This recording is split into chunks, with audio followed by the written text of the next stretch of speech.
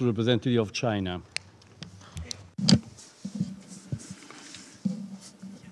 Mr. President, I wish to thank USG Feldman and Ambassador Cardi for their briefings.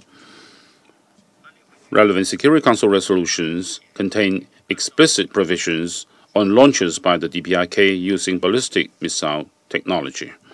China expresses its great concern over and opposition to the latest missile launch by the DPRK. We strongly urge the DPRK to comply with relevant Security Council resolutions and cease actions that escalate the tensions on the Korean Peninsula. In the recent past, the overall situation on the peninsula was stable, which provided a window of opportunity for diplomatic efforts. Regrettably, this window failed to lead to a resumption of dialogue and negotiations. The nuclear issue on the Korean Peninsula has lasted for over 2 decades. During this period, the most valuable experience gained is that when the parties moved towards each other and engaged in virtuous interaction, agreement could be reached as a result. And the most important lesson is that when the parties adopted a tough stance and misjudged each other, the chances of peace would pass them by. This year, the Security Council has unanimously adopted resolutions 2356, 2371, and 2375. These resolutions have demonstrated the united position of the international community against the development by the DPRK of nuclear and ballistic missile capacities and upholding the international non-proliferation regime, and at the same time have stressed the importance of reducing tension on the peninsula by the parties concerned, reiterated the necessity of maintaining peace and stability on the Korean Peninsula and in Northeast Asia as a whole, and committed to seeking a settlement through peaceful diplomatic and negotiation means, political means, while emphasizing that people's livelihood and humanitarian assistance efforts in the DPRK should not be negatively impacted.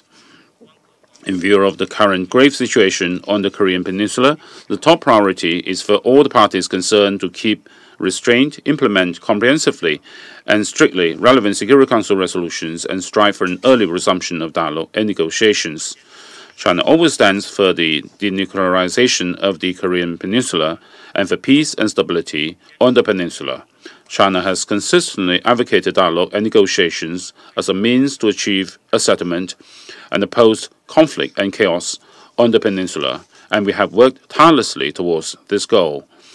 China has put forward the suspension proposal, namely suspension by the DPRK of nuclear and missile activities and suspension by the US and the ROK of large-scale joint military exercises, and China proposed the dual-track approach of promoting parallel progress in denuclearization and the establishment of a peace mechanism on the peninsula. The Russian Federation also has put forward the idea of a phased approach to the settlement of the issues of the Korean Peninsula. On the basis of the above proposals, China and the Russian Federation issued a joint statement on July the 4th this year proposing a roadmap for the settlement of the Korean Peninsula's problems. The joint initiative of China and Russia is practical and feasible and is aimed at promoting the peaceful settlement of the nuclear issue of the Korean Peninsula and maintaining peace and stability on the peninsula. As such, we hope it will elicit response and support from the parties concerned. In the current situation, the Security Council needs to shoulder its historic responsibility by prompting the parties to take integrated measures to settle problems through peaceful, diplomatic and political means and maintain peace and stability on the Korean Peninsula. China will continue to implement the relevant Security Council resolutions comprehensively and in their entirety, and together with the parties concerned, continue to play an active and constructive role in seeking an appropriate settlement of the nuclear issue of the Korean Peninsula and an earlier realization of denuclearization and long-term peace and stability on the peninsula. China expects that all the parties, the main parties concerned in particular, will make their own efforts to this end by honoring their commitments in a constructive manner.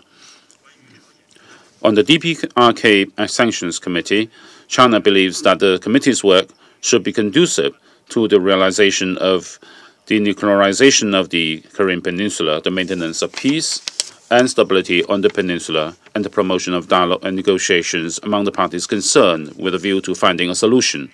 The panel of experts must act in strict compliance with its mandate and conduct its work under the principle of objectivity and impartiality and on the basis of substantiated evidence.